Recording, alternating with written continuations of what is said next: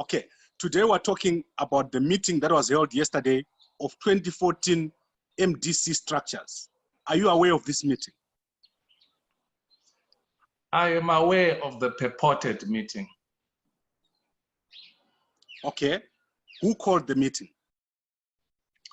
Well, I do not know who called that meeting, but maybe before we even get into that, I want to thank you for acknowledging that most of the things I have said, in fact, as a matter of fact, it's all of the things I have said with regards to this case have come true.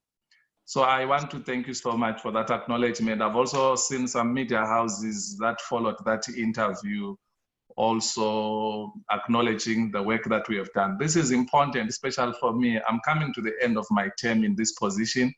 So as soon as the Madam President has identified a suitable replacement, she will announce that. So it was very, very comforting to see that our work has not been in vain. It has been acknowledged. We've done a good job. So thank you so much in that regard. Okay. Yeah.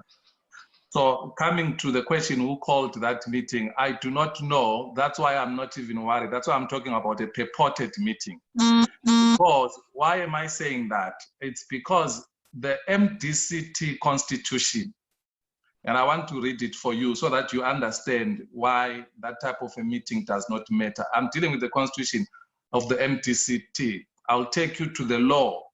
What is the current law in Zimbabwe as with regards to such a meeting as it pertains to this issue. Now, this is our constitution. You'll notice that when they speak there, they completely disregard Dr. Kupe, the acting president, and they are seemingly saying something to the Secretary General. If I'm not mistaken, they might have also said something to the chair, but the Secretary General. So I'm taking you to our constitution. Article 9.5, Secretary General, is telling you about the Secretary General. It says the Secretary General, it's actually talking about the powers and the mandate of these office bearers of the Standing Committee. Secretary General, under the authority and the supervision of the President, organize meetings of the National Executive Committee, National Council, and National Conference and National Congress to ensure that all minutes that I'm going there. But the point I'm going to is at the very beginning of his or her powers, the Secretary General, it says under the authority and the supervision of the President. Very critical. Now, I want to go to the presidential powers because it's very, very important for your listeners to understand this and even for you to understand this. It says, that's Article 9, notwithstanding any power elsewhere to convene any extraordinary meeting of Congress or National Council, the National Executive Committee, Provincial Council or External Assembly, the President shall have the power of convening any such meeting, whether ordinary or extraordinary. That's our Constitution. So you cannot wish away, by the way, if you are to go with our Constitution, first of all. Number two, remember the Supreme Court has made a ruling on these matters and has given explicit instruction what must happen. Dr. Kupe is the acting president, the bona fide acting president, and is supposed, in line with our Constitution, to organize this extraordinary Congress. And so whatever meeting they want and whatsoever, without Dr. Kupe, it cannot happen. Because that's the trap they fell into last time. Remember last time they met and they gathered and they came up with a meeting, they came up with resolutions, some of them so ridiculous to the extent that they're saying that it's a National Council that is now firing the acting president. You can't do that without the acting president calling that National Council. It can't be a National Council. Okay, so why doesn't Dr. Kupe call the National Council on the 14th of June? What will harm her if she calls? Since they have already agreed on the other side, is she against calling the council on the 14th of June? No, the National Council was called 2 weeks ago. It set that National Council. It came up with resolutions. It ratified the firing of the 4 MPs, which you saw that were fired. Now, here is an issue for you to ponder on, by the way. They don't want to accept the judgment. They don't want to accept the judgment. They are clear in their communication. By the way, that communication may have as well been written by someone who's drunk or someone who's just disturbed mentally, because there's no one, it's not signed. Who wrote that thing? You don't know who wrote that thing. Yeah, so it might have... There was an acting Secretary General there who was in Pario. There was an acting Secretary General who was in Pario. Who wrote the thing? That's what I'm asking you. I guess if she's presenting it, she's the one who wrote it. Is it Mpario who presented that thing? Yes. No, but she can't be the acting Secretary General when there is a Secretary General. How do you become acting Secretary? Should I read for you how you become acting? You become acting when the substantive is out of the country. Okay. Well, so that's why you don't wake I want up to in clarify. the morning. Listen, we've been down this road. We've been down this road. You don't wake up in the morning and decide, you know what? We no longer want the rules. We no longer want the person who's elected. Therefore, we're now installing you as this and this and then. Remember, PT tried this, and you know what happened. Okay, so you are saying this meeting was invalid? It's an invalid meeting. It's not a meeting. It may fall as a caucus, which is fine, but it will have to come back and subject itself to the processes of the party. But here is their problem. Let me give an example. The firing of the 4, and this is very important, you need to follow this because this is very important. The firing of the 4 was on the basis that they have ceased to be members of the MDCT. That was their firing. It was on those bases. Now, after that firing, or maybe before the firing, they were fired because the judgment came out and they denied that judgment and refused to subject themselves to that judgment. So by so doing, they fired themselves. The lady whom you are claiming that she was the acting Secretary General, she since wrote a letter on Facebook and saying they don't support the Supreme Court judgment. They are, or they all belong to the MDC alliance and their president is Chamisa. So basically, she fired herself also, in line with the National Council resolutions of 2 weekends ago. Their vice president, Madam Kore, she wrote a Facebook account, which you saw after you tried to contact her. Excuse me. And said, no, she's a vice president of the MDC alliance. They long left to the MDCT. So you can't have such people who no longer are members of the MDCT try and say simple because we once belonged and we publicly left that party can come back and tell that party what to do. So they are no longer members of the MDCT, period. Okay, but in their statement, they are saying they do not recognize the Supreme Court ruling. They want the 2014 structures to sit so that the party can publicly say it does not recognize the the ruling of the Supreme Court. Kabanku, we cannot run a country like that, my friend. Remember, as opposition parties or as an opposition party, I am running to be the government of the future. So I'm actually going to be running a country. And the decisions that I make will have an impact to 15 million plus of Zimbabweans. Don't subject me to such juvenile discussions. I will not even dignify it with a comment. Okay, then I'm sure that obviously won't be acceptable to you for them to say, call a meeting to say the Supreme Court ruling was not valid. But there's another point they raised, which is to say Dr. Kupe was no longer attending or was no longer a member of the MDCT when Morgan Tsvangirai died. What do you say about that? We've been down this road. That's why I'm saying to you, when you are saying Dr. Kupe was no longer a member of the MDCT, on what basis? Well, they put a lot of reasons there. They say she wasn't attending meetings, she was fired. Of course, fired by who? Well, that's what they said in that meeting. They said she was no longer A member. Fired by who? That's what I'm asking. I'm not sure who they said fired. They didn't say, but they said she was no longer a member. All right. Now, let me just take you through something. Because if I were to use the Supreme Court of Zimbabwe, you will say it's captured by ZANU, right? Because they are saying this is captured by ZANU. So what I'm going to do is I'm going to take you south to the Limpopo. I'm going to take you to a South African High Court, which I spoke to you about that day. And I want to give you the case number so that anyone can Google it. That judgment was handed down on the 28th, so 28 March 2018. The case number is 6277/2014. That is the case number. Now, that judgment is Abraham Sitsiba and others versus the TOC. So I want to show you how the judge ruled in that case. It was a voluntary organization. I think you had Advocate Mavere that day. Mavere says speak to these issues, saying if a voluntary organization, the majority don't want you, just walk away. It was a voluntary organization, in this case a church, which had leadership, which the majority seemingly did not approve of.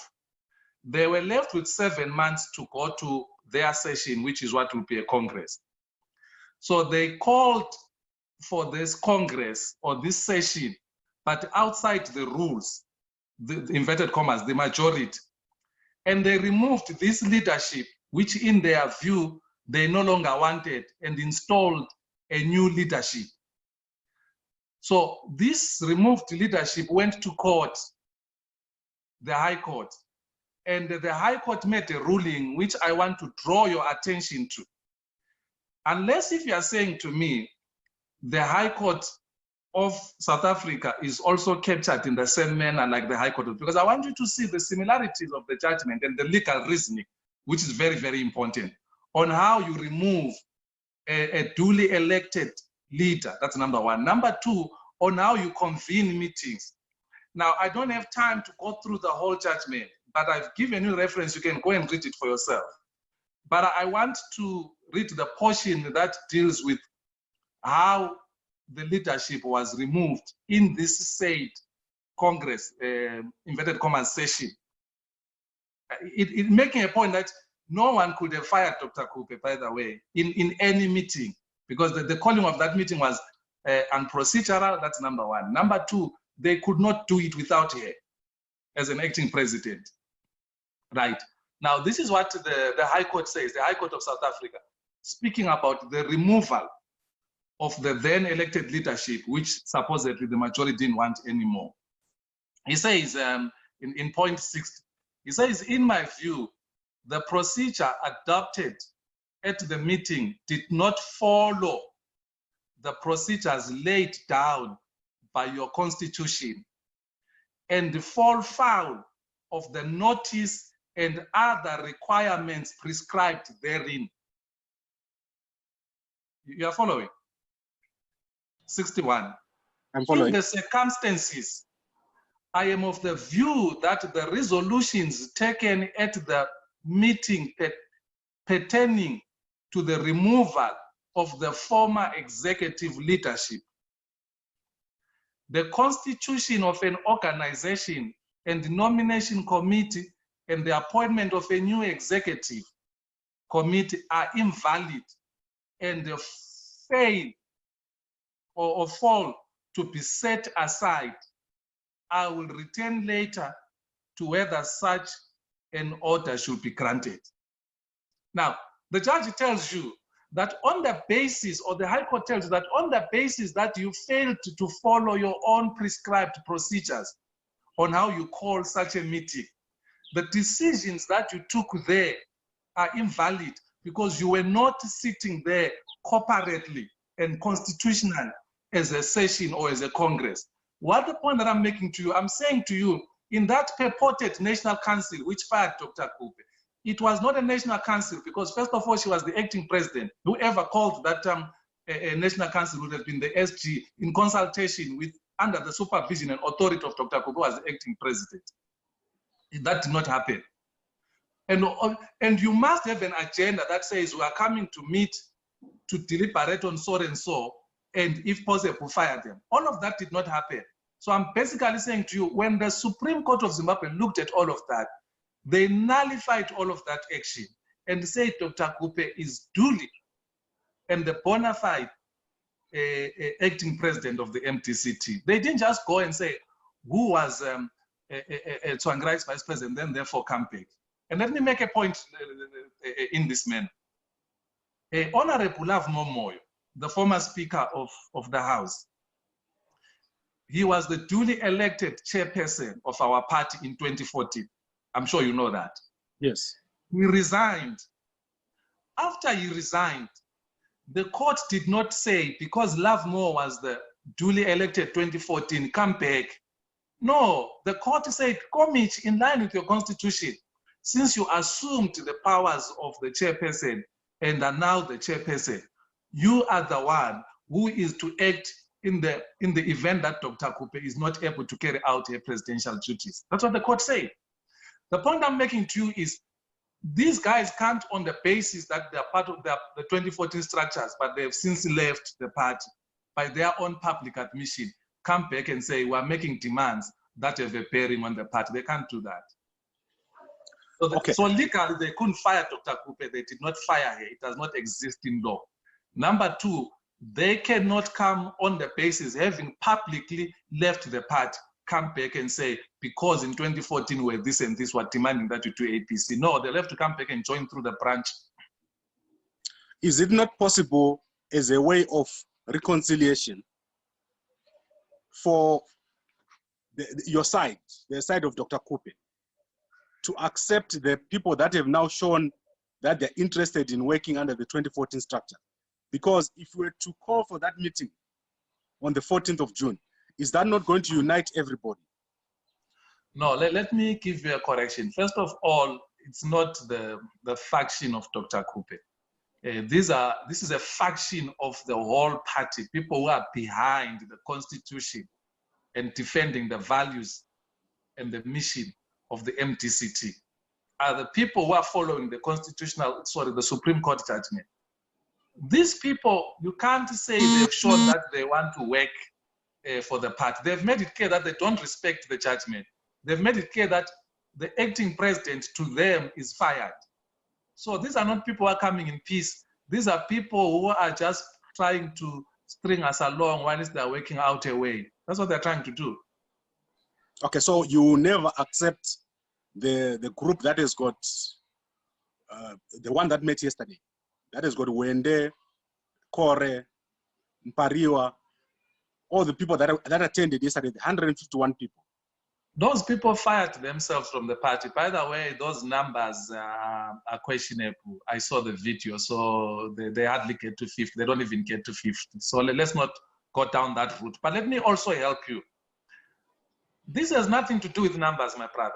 They may, as I told you in one of the interviews, they may make up 90% of the 2014 structures, and we make just 10%. As long as they define themselves outside the Supreme Court judgment, they are not the bona fide MDC structures. They are not.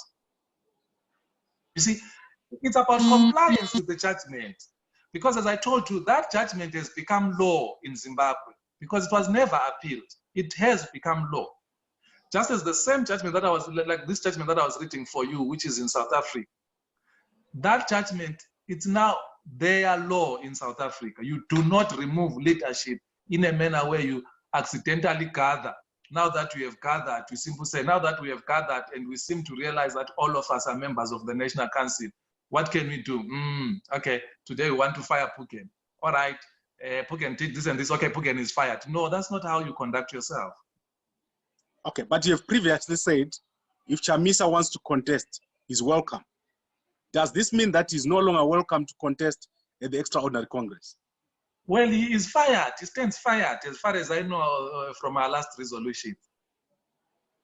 So he's no longer welcome to contest at the Extraordinary Congress? No, but how do you contest in an Extraordinary Congress of another party while you are claiming president of another party? How do you do that? Just help me there, my brother. How can, in all honesty, how can President Emmerson Mnangagwa come and contest in our Congress? Okay, I get you. So is there a way for this group that initially did not recognize the ruling of the Supreme Court to come back and be accepted by your side? They still don't recognize, let us be clear on that, they still don't recognize the Supreme Court judgment, number one. So they can always come back. We're in a recruitment phase, we don't mind. They can always come back and then they'll fill our branches, it's okay. But only at branch level. They can't be leaders anymore. No, not that they can't be leaders anymore. That's in line with our constitution. They'll have to work their way up. We all worked our way up. They'll have to work their way up. Okay, but is that not against the Supreme Court ruling if you start dismissing the 2014 structures? No, that is why I'm saying you are making a very big mistake. I've told you that Honorable Love Momoyo was the duly elected chairperson of the 2014 structures. By the way, he came to our National Council WhatsApp group, and the youth asked him a question to say, but yesterday you wrote a statement here on a Workers' Day as a president of another party. If you are still president of another party, you can't be part of this judgment. And he left our group. So we are not just going for 2014 structures. We are going for people who want to establish the rule of law and want to follow the judgment. I've explained to you, my brother. I don't know what other explanation you want, because if we are to go by that, then basically Honorable Love Momoyo comes while he's still holding presidency that side, and he takes over his position as chairperson. How does that work? A president of another party being a chairperson of our party. How does that work? Okay, then let's go to the issue of the quorum. Are you going to have the 2/3 quorum? Because the meeting yesterday questioned whether you're going to have the 2/3 quorum. Yeah, but I've made it clear to you. I'm saying to you, let me just help you like this. If you have 10 people that are affected here, let's say our party, you know, let's say our quorum would have been 10 people, and that would have been 100% attendance.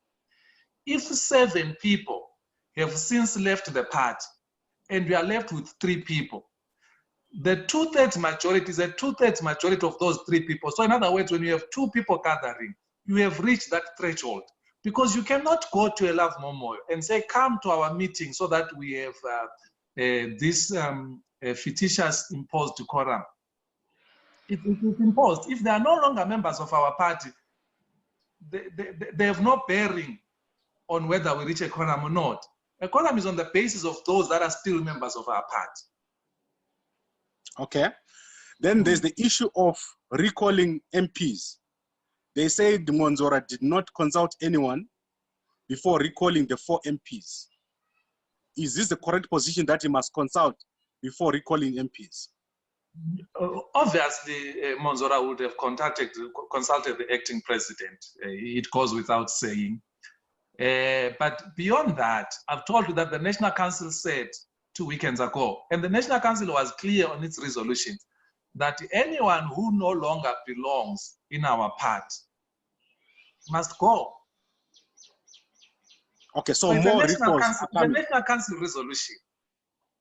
Yes, are more recalls coming after the judgment next week? Let me put it to you in this way, my brother. Anyone who is no longer a member of our party has no business being in parliament on our ticket. Okay, I think there's almost a widening of the rift. Do you think the MDC is going to be powerful after this? Is there no possibility or no consideration for unity above the Supreme Court ruling? I have a problem with you guys. I really have a problem with you, the private media. I think when you do these interviews, you may as well wear Chamisa's t-shirt, you know, the election ticket. I think that is what you guys have to do. Because when he was violating the constitution, usurping power in the manner he did, none of you went to him and said to him, no, but we are widening the rift. None of you did that. Now a judgment has come out. Instead of you guys going to him and saying, no, you know what, embrace this judgment. Embrace the judgment. But you allowed him spread this conspiracy theory that these judges are bought by ZANU, that Dr. Kupe is a ZANU project. You went as far as denigrating her and demeaning her. She's sleeping with Mnangagwa. I have given you a South African judgment, which does the same reasoning as Zimbabwean judgment. You are not sorry about that. You are not retracting the words you said about Dr. Kupe.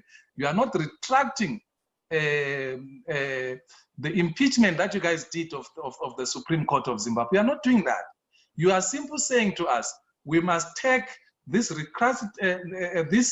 unrepented grouping, simple because it belongs to Chamisa. And now you want to clothe it as if we must take them so that we bridge the rift. No, it's not true.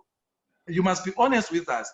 Take them because they are Chamisa people. Because when it comes to Chamisa, the rules are always shifted, or the standards, the goalposts are always shifted. It's an exception when it comes to. Be honest with us and tell us that is what you're interested in. You have never been interested in an MDC that follows its values and principles. Okay, I speak for the majority of people in Zimbabwe when I say the view is that Chamisa has got more followers than anyone else in the MDC, T or MDC alliance. So to strengthen the opposition, many people feel that you guys should work together, both sides, which is why I'm saying, is this not an opportunity, given that they've said we accept that the 2014 structures are the ones that should make the decision? Can you not work around that to improve on unity? Because if you go to that meeting, which they've called, it means everyone is on one side who was in 2014. No, but you can't build unity in undermining the same, right? You can't build unity. Let me give you another example, because I think when we use examples, we are even able to draw those that have not been following close. So I'll go back to that analogy that I gave you of your wife that day.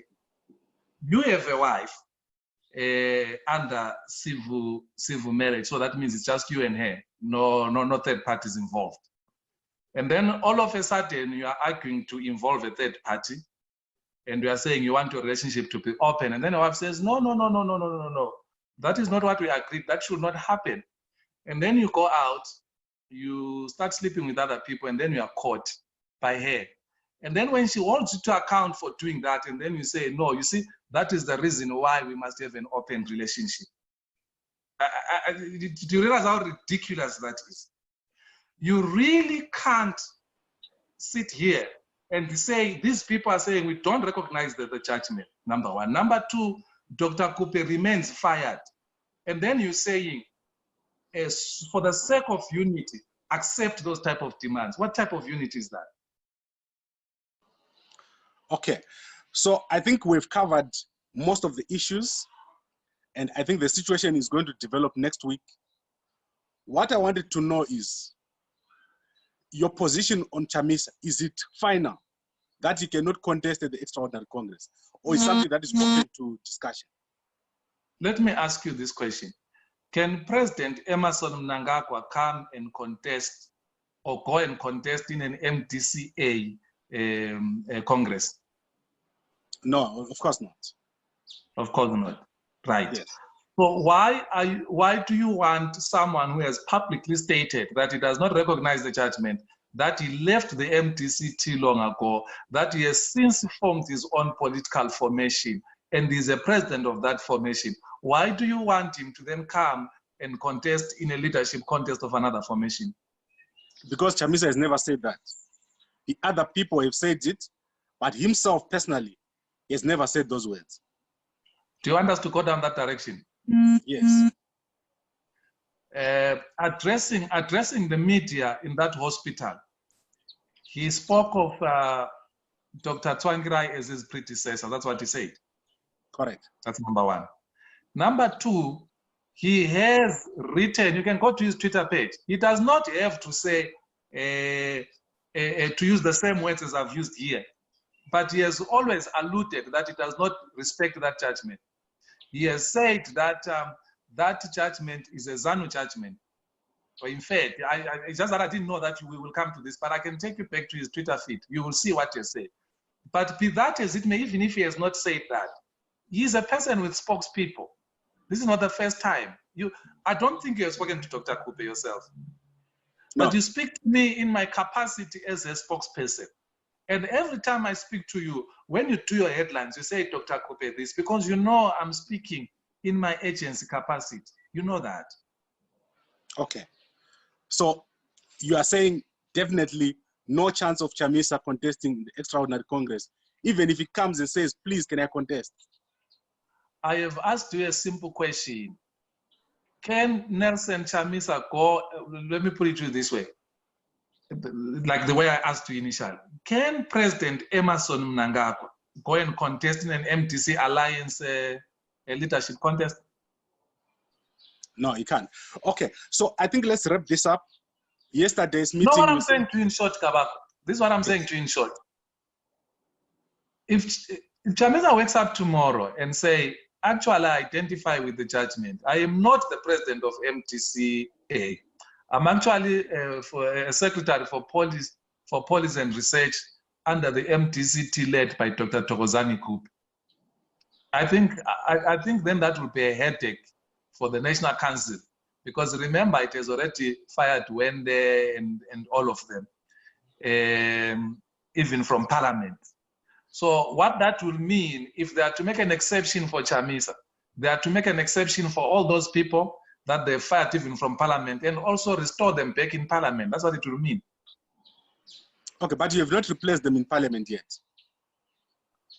Yeah, it's a process, remember. It's not like you go out, this one gets in. No, it's a process.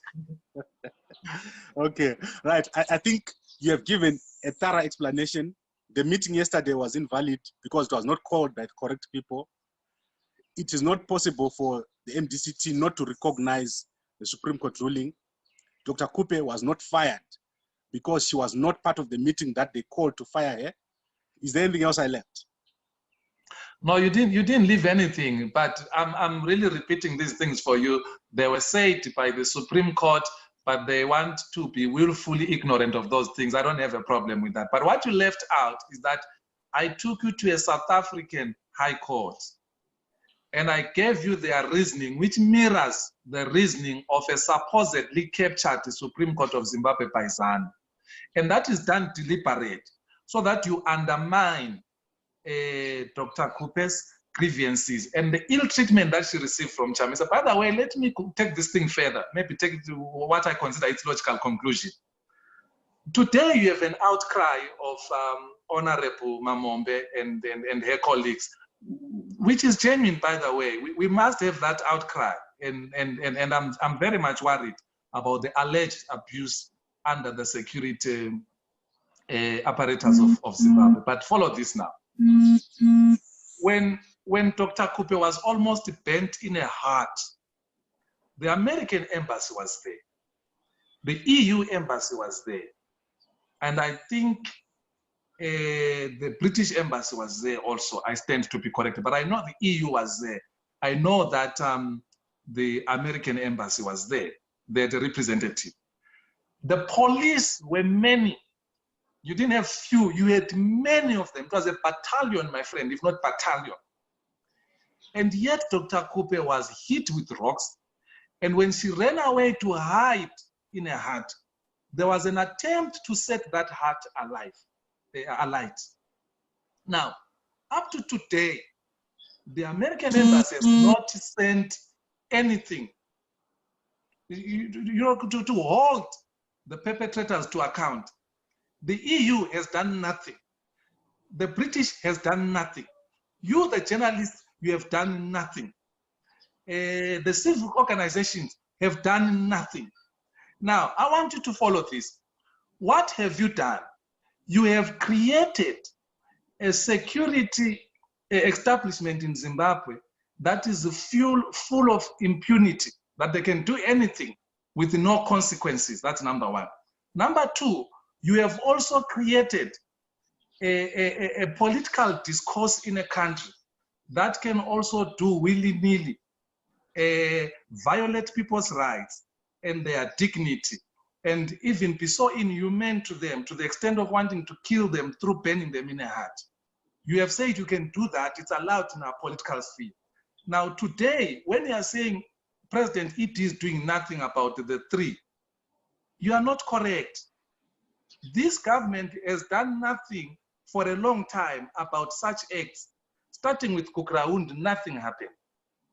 You then can fast forward and go to Murambachina, nothing happened. You can then come to the Dr. Kupe's issue, nothing happened. And then you come to, after the elections, nothing happened. Nothing happened. Today, this has happened to these three girls. But I want you to appreciate this point, and this is a very powerful point, by the way, that I'm about to make to the country. You must appreciate that if this government was to start to act, it must go back and start acting on all of these matters. And what that means then is that very soon you will see Chamisa, Mukoi, and all those youths identified in that video arrested. Are you ready for that? Okay, I think what we should do, Mr. Phugeni, is that I want us to have a session on Morgan, Dr. Tsvangirai's funeral. Because I think people don't understand. Mzuri also raised these issues last week. So I think let's have a session this week where we talk about what happened at the funeral in detail. No, listen, for me, it's not even a matter of debate, you know, because when I say to you, the sun rises in the east and sets in the west, I can't debate that. There is video evidence. Well, there's a guy who wrote on Twitter, I think 2-3 days ago, and he copied the American embassy, he copied the EU, he copied all the civic organizations. No one raised the word to say, no, you're lying. I think I sent you the tweet. He articulated matters like I'm articulating them to you. And I'm saying to you, this government has to act.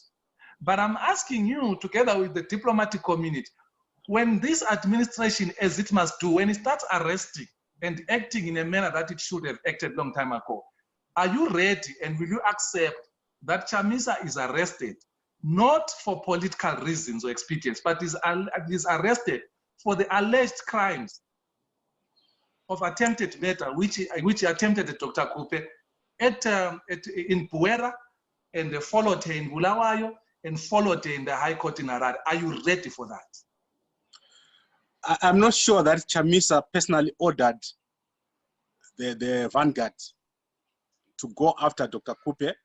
I think some of the attack happened when President Tsvangirai was still alive, if I'm not mistaken, on Dr. Kupe. No, Mukoi makes it clear on whose orders they were working on. There's a video. That's why I'm saying to you, you see, you guys, if you have a selective amnesia on certain things, it's fine. You must understand that there's a certain society which you are building.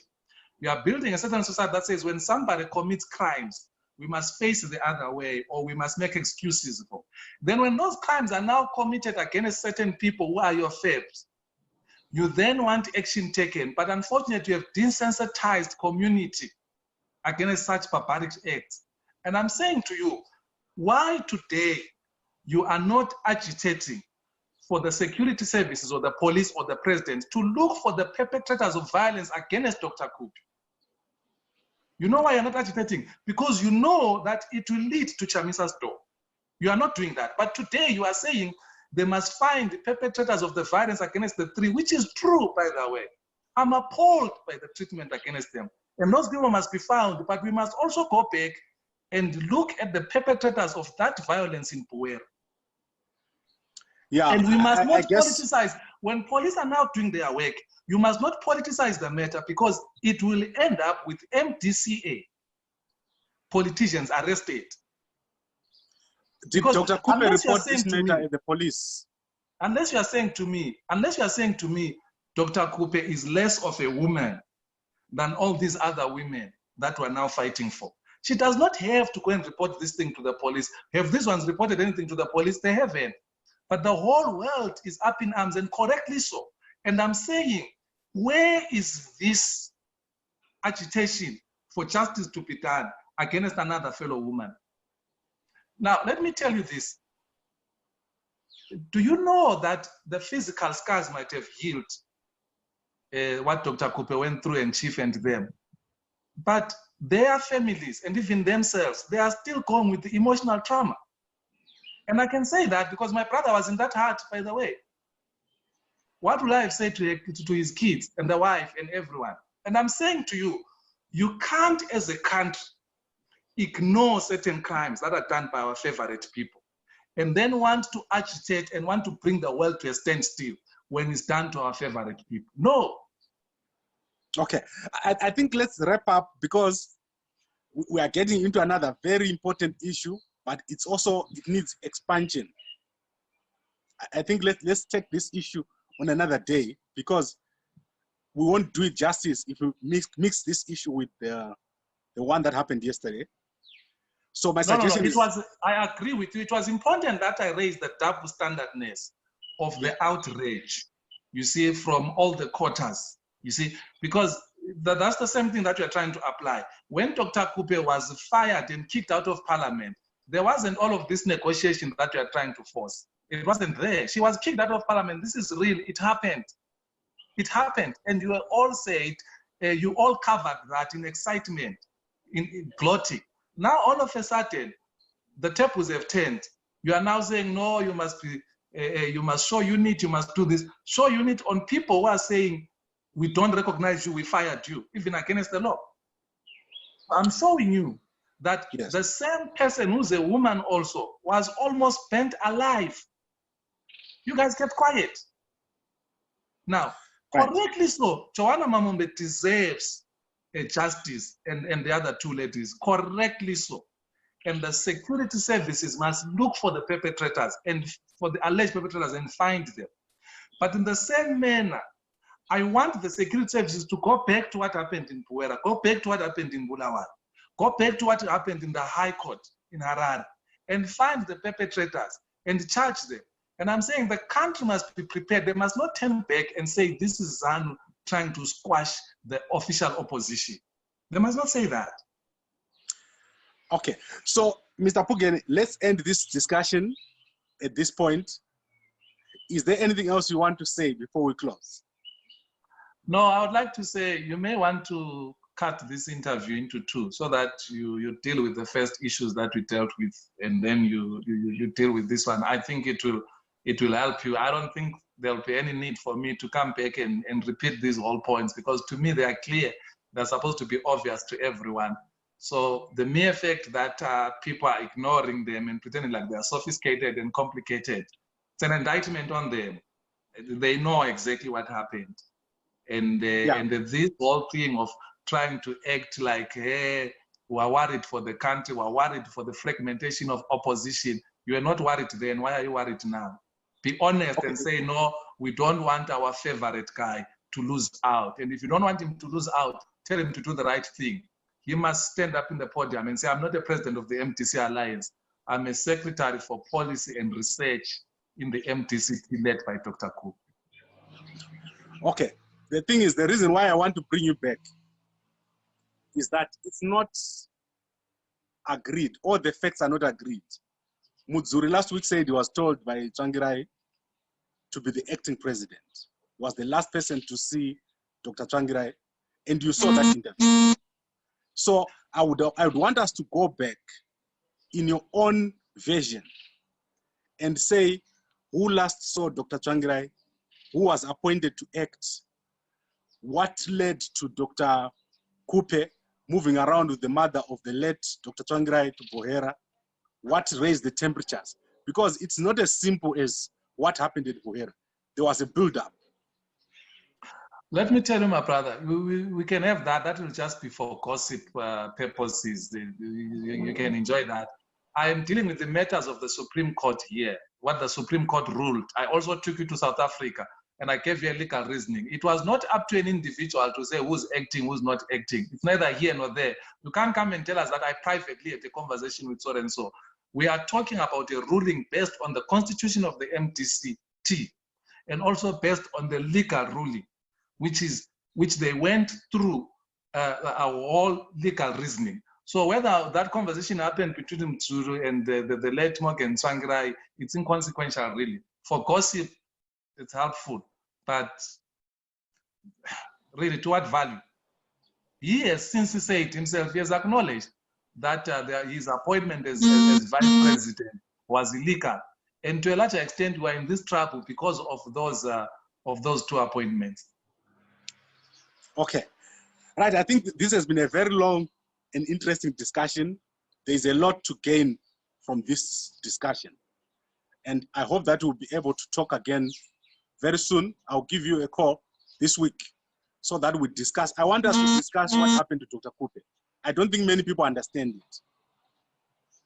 They are willfully ignorant, my brother. You Yes. can't say to me, you allow in this day and age where there's an attempt on somebody's life. There's an attempt on somebody's life in that present manner. I actually want to give you a name of this guy on Twitter who articulated this. And then I realized that actually people know these things.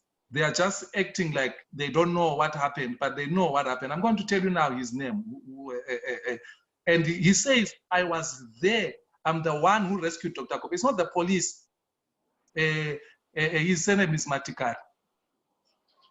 Okay, Matikari. I know Matikari.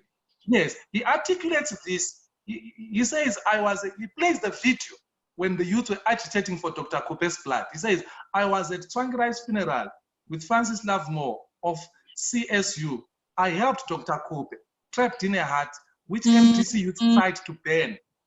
He says, I sat with the US envoy, and then he copies the person who was there. He says, and chatted with Patson Zamara, he copies him. He says there was no statement from EU ambassador. Then he copies all of them. He comes to number 2. He says, after that incident of raw violence, I never saw statement from, he starts copying all these people, US embassy and everyone. He says, I never saw statement from Busisa Moyo. He copies so many people there. Then he goes to 3. He says, bear in mind that Dr. Kupe is a woman and was Tsvangirai's deputy. Also bear in mind that she was specifically rescued out of a hut by me. This is not a security person. This is a citizen who was concerned, who at least had the decency to know that this is not right. The police were there, they did nothing. He says, this is bear in mind that she's specifically rescued out of the hut by me and NGO people, including CSU's Francis Lovemore. There was no statement from the so-called human rights organs. 4. Also bear in mind that the only reason, and I want to end it there because you can go, people can go and look for his Twitter and see the whole chat. The 4th one says, also bear in mind that the only reason that the thatched hut that Kupe was hiding in did not catch fire is that it had rained that morning. Otherwise, they would have burnt Kupe and Pepe and others. Bear in mind that they threw rocks at her, basically stoned her till she went to that hut to hide herself. These are things that are known to you guys, the media. These are things that are known to the diplomatic embassies in Zimbabwe. These are things that are known to everyone who was there. There's a video to this effect. You are silent, and now you want to say you are shocked by the treatment that is happening. This treatment has been happening in Zimbabwe, but you have been willfully blind to it for reasons that you know. Okay. Personally, I was one of the people that did not understand Dr. Kupe. And I think during our next video, I will explain to you why I did not understand Dr. Kupe. You know, I made a very big video during the time opposing Dr. Kupe myself. So I'm sure that we can go to that period and have a discussion about the issues then, because these are contentious issues. It's not agreed. You may say what you're saying now, but 90% of the people don't agree that happened. So we need to bring it to light. No, listen, I don't have to persuade them, by the way. I have no business of doing that. After Matikare's Twitter thread, which these things I've shared with you, by the way, before, I then realized that these things are known. And when they didn't respond to dispute these things, because he tells you who he was with, and none of them said, actually, this account is wrong. So you can talk about your 90% people disputing this. It's the same thing with the Kukraundi issue. You have the majority of people who were enjoying tribal privileges. They dispute the event. It's fine. But you can't tell me who lost a grandfather in those atrocities, that those things did not happen. So you can sit here and say, no, this did not happen to Dr. Kupe. It's fine. You are willfully ignorant. You are evil. You are complicit in that manner. But I want you to know why Zimbabwe is where it is today. It's because of these type of actions, where if it's your enemies or it's people that you do not like for whatever reason, because you're a bigoted individual, you turn back and say these things did not happen. And then when the same things manifest themselves in people that you love, you want everyone to be outraged. That's not how it's going to happen. And I can tell you, the US will impose sanctions and all those things, but that does not help us, because we will be hungry, and the poor and the vulnerable of the vulnerable are the ones who are going to suffer, not the ruling elite. For your own information, it has not even been established who did this to them. But with Dr. Kupe, it's established, it's known who did this to her. And yet you want to turn back and say, well, it's disputed, there is this and that. You are doing that because you want to shield your favorite person from facing up with his actions, with his criminal actions. Okay, I think we've passed the time that we'd allocated to this discussion. Let's have this discussion in detail as a separate discussion before the end of the weekend. I think this is very important. Thank you very much, Mr. Phugeni, for joining me today. I really enjoyed talking to you. Thank you, my brother. Have a fabulous weekend. You must take a break, man. Don't overwork yourself. Thank you, sir. Okay, cheers.